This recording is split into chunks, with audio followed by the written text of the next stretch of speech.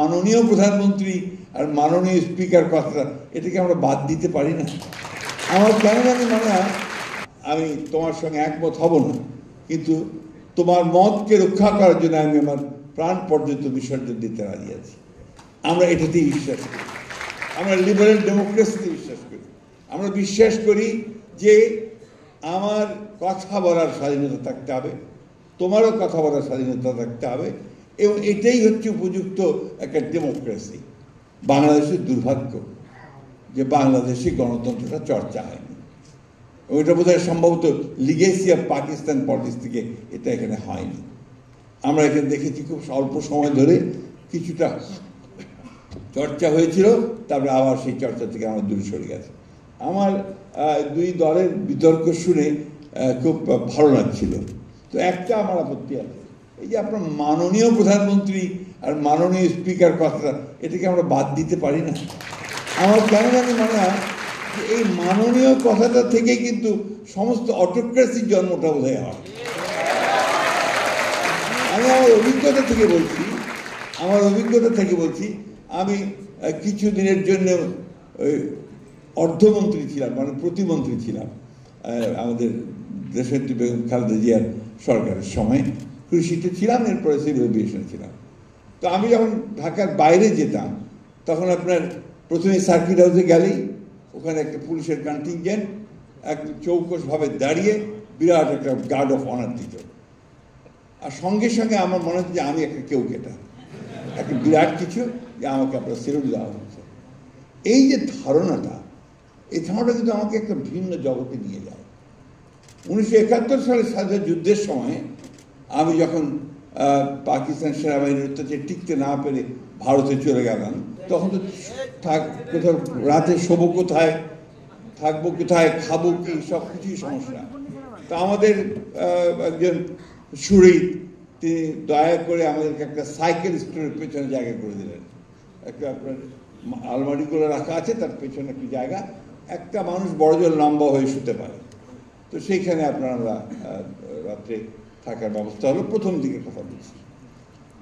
তো ওখানে 2 দিন পরেই ওই বিকেলবেলা ওই স্টোরের সামনে একটা জায়গা ছিল, ওখানে আমরা চেয়ার নিয়ে বসতাম, গল্প করতাম।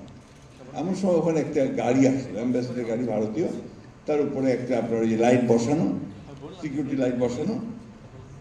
গাড়ি থেকে নামলেন এক বয়স্ক ভদ্রলোক, আপনার ধুতি পরা, এবং আপনার সামনে আপনার একজন মাত্র ব্যক্তি, তার হাতে বোধহয় সম্ভবত একটা ভেতরে বন্দুক ছিল, অর্থাৎ একটা গানম্যান।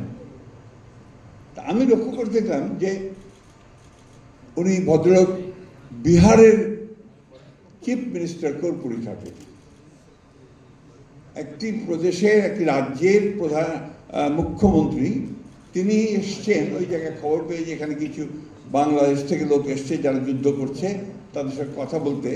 তিনি একা শুধুমাত্র তার একজন দেহরক্ষী নিয়ে তিনি সেখানে এসে উপস্থিত হয়েছেন। আর আমাদের এখানে আমাদের যেই মন্ত্রী হয়ে গেল, সেই সম্পূর্ণভাবে ভিন্ন জগতে চলে গেল। তার সেলিউট, তার বাঁশি, গাড়ির সামনে একটা গাড়ি, পেছনে আরেকটা গাড়ি। এই যে মানসিকতাটা তৈরি হয়, এই মানসিকতাটা কিন্তু আমাকে ধীরে ধীরে ওই ডিক্টেটরের দিকে নিয়ে যায়। আমি কথাটা সেই জন্য বললাম যে সময় তো ভালো যাচ্ছে না এখন, অনেকেই অনেক কথা বলছেন, অনেকেই মন খারাপ করছেন, ভালো রাখছেন। আমি সবসময় খুব আশাবাদী মানুষ, বয়স আমার অনেক, কিন্তু আমি আশাবাদী মানুষ। আমি মনে করি যে এর পরে ভালো সময় আসবে, আরও ভালো সময় আসবে, এবং আমাদের এই ছেলেরা যারা আজকে এত চমৎকার অনুষ্ঠান করছে, এত চমৎকার চিন্তা করছে, এত চমৎকার ভাবছে দেশ নিয়ে নিজেকে তৈরি করার জন্যে, সেখানে নিঃসন্দেহে আমার ভবিষ্যৎ অত্যন্ত ভালো। আমি ভবিষ্যৎকে ব্রাইট দেখি, উজ্জ্বল দেখি। আজকে সকালে খুব মনটা খারাপ হয়ে গিয়েছিল খবরের কাগজের একটা রিপোর্ট দেখে, যে একটা জরিপ সংস্থা, তারা জরিপে লিখেছে যে বাংলাদেশের তরুণরা মাত্র 1.8% যারা রাজনীতিতে আগ্রহী। তো এটা আমার জন্য একজন রাজনীতিবিদ হিসেবে খুব একটা ভালো সংবাদ না। আমাদের তরুণরা এখন অনেক অনেক বেশি আমাদের চেয়েও তারা যোগ্য হয়ে উঠছে, এবং তারা এই দেশে ভবিষ্যতে তারা আরো বেশি বড় ভূমিকা রাখতে সক্ষম হবে। আমরা যারা পুরনো মানুষ, সেই কিছুক্ষণ আগে বলছিলেন তোফাজ্জল হোসেন মানিক সাহেবের কথা বা আপনার জহুর আহমদ সাহেবের কথা, তাদের সময় থেকে আমরা দেখছি মৌলানা আব্দুল হামিদ খান ভাসানী ইত্তেফাকের প্রতিষ্ঠাতা ছিলেন। তো এইগুলো আমরা দেখেছি আপনার সাংবাদিকতার ক্ষেত্রে। আমরা যখন ছোট স্কুলে পড়ি, আমি কিন্তু মফস্বলের ছাত্র, এখানে প্রায় সবাই বোধহয় ঢাকারই ছাত্র হবে, কিন্তু আমি মফস্বল স্কুলের ছাত্র। সেই তখন পাকিস্তান আমলে একটা প্রতিযোগিতা হতো এবং সেই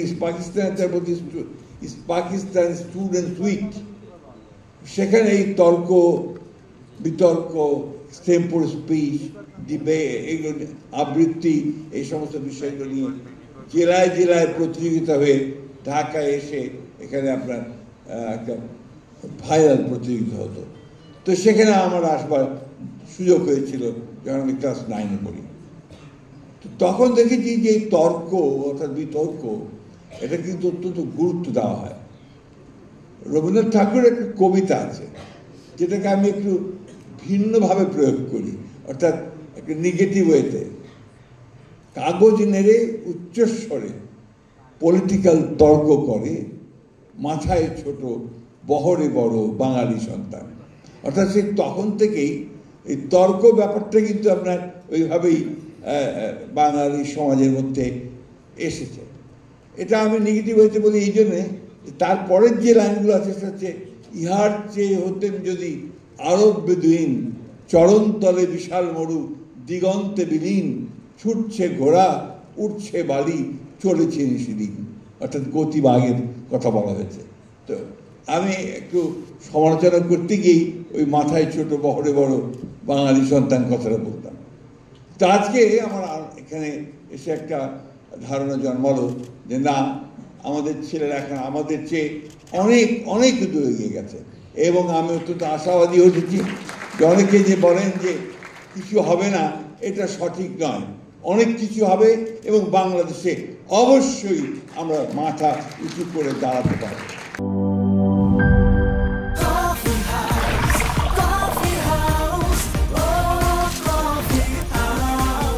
কফি হাউস, প্রতি চুমুকে আড্ডা জমে।